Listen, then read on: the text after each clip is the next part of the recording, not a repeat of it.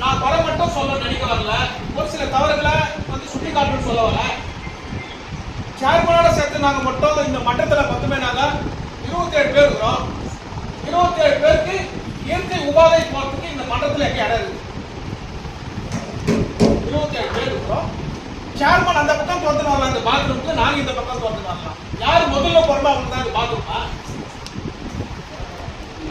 சேர்மனுக்கும் எங்களுக்கும் சேர்த்து ஒரே ஒரு கழிப்பறை கணிக்கா இதுதான் திட்டம் இருக்கியா? இதுதான் திட்டமா? 10 பெண்கள் கவுன்சில் எங்க போவாங்க? நான் பொங்கல் 10 கவுன்சில் எங்க நிற்பாங்க? இது நான் சார் இது முக்கியமான விஷயம் சுட்டி காட்டுறேன். இது அரசு கவனத்துக்கு கொண்டு போயிட்டு இது என்ன பண்ணுங்க. முதல்ல இந்த நகராட்சி நிர்வாகம் அனிமேட்டர் கையில டிபிசி கையில ஏறி இருக்கு. அனிமேட்டர் டிபிசி வச்சு அனிமேட்டர் டிபிசி வச்சு வேலை செஞ்சதுனால தான் நான் நல்ல சொன்னாங்க வழிவரசல்.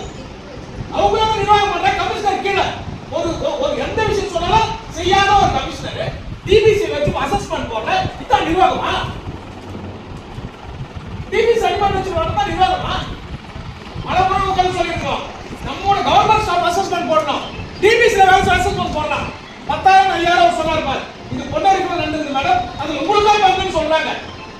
அதை கொஞ்சம் கூர்ந்து கவனிச்சு எழுதிங்க. அந்த நியூ அசஸ்மெண்ட் டிபிசி வச்சு எழுதிட்டீங்க.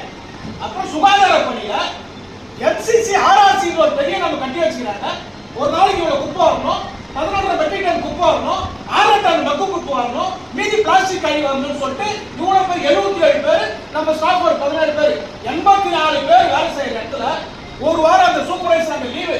ஒரு வாரம் யார் போங்க பார்த்தா? ஆர்சிசில ஒரு அனிமேட்டர் இல்ல, ஒரு சூப்பர்வைசர் இல்ல. போய் கேட்டா ஒரு வாரம் கணக்கு மொத்தமா எழுதுவாங்க. இந்த நிர்வாகமா? இதான் சுகாதாரத்துக்கு வேலை செய்யறதா?